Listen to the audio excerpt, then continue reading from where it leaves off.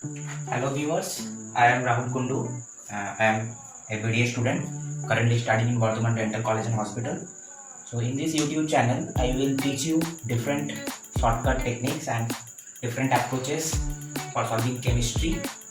So in these earlier days, I will upload small videos, and which if you like it and share it, understand those videos, then I will upload more videos for your benefit.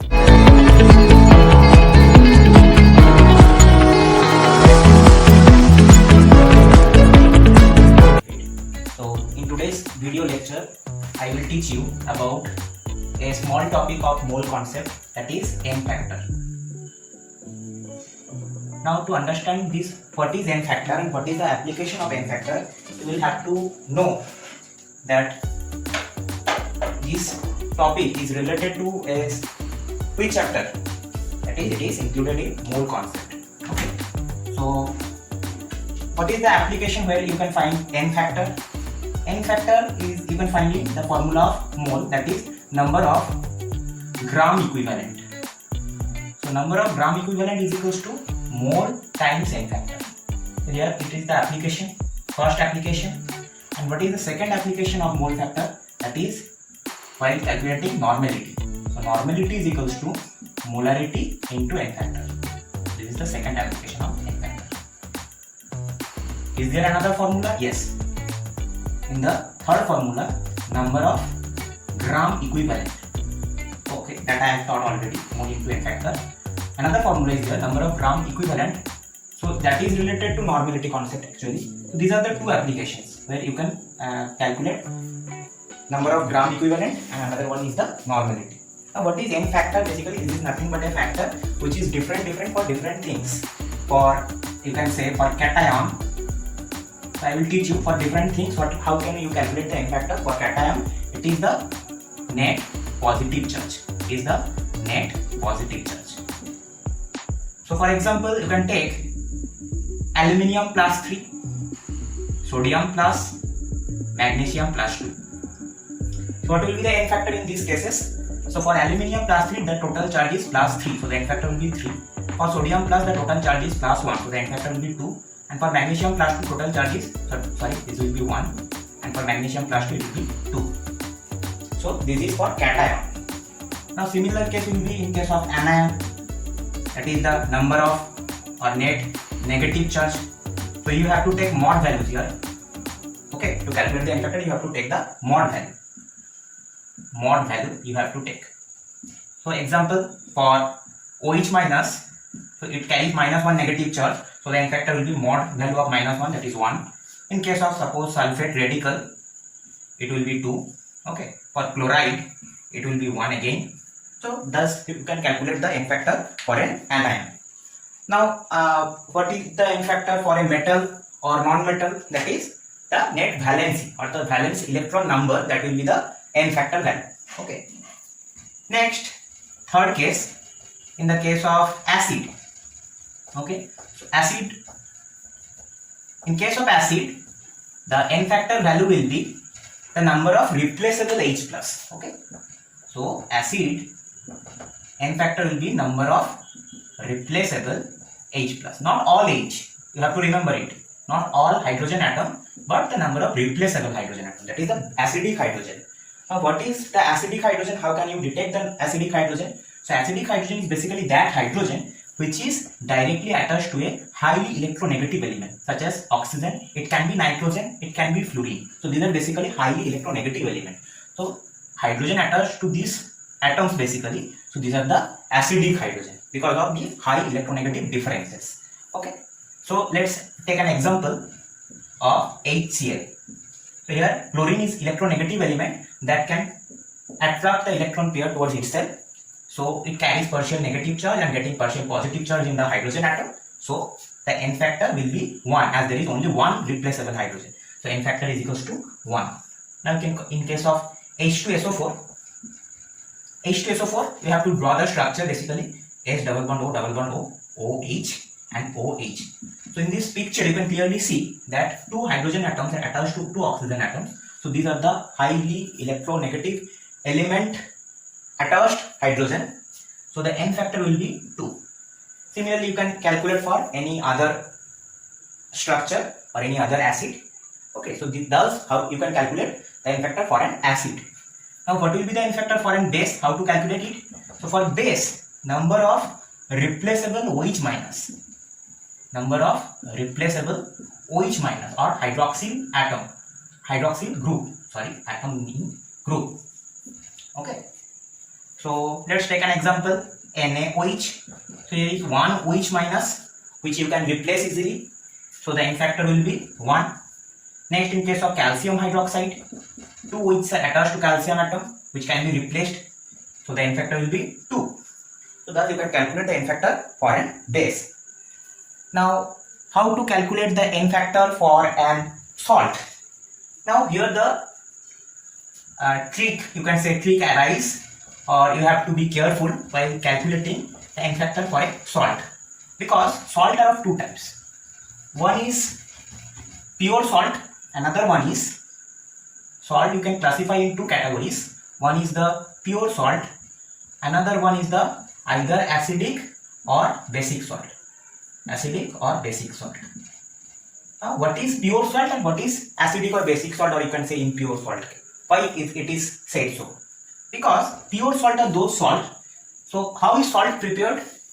So if you go back to the past knowledge, you can say acid and base, number of gram equivalent of acid react with number of gram equivalent of base, similar number of gram equivalent of base, to form salt plus water. So where number of replaceable H plus, all the H plus are replaced and OH minus are replaced, all the OH minus are replaced, and it forms a salt where no more H plus or OH minus is present now. In the salt, no H plus or OH minus is present now. It is purely ionic in nature. So these type of salts are known as the pure salt.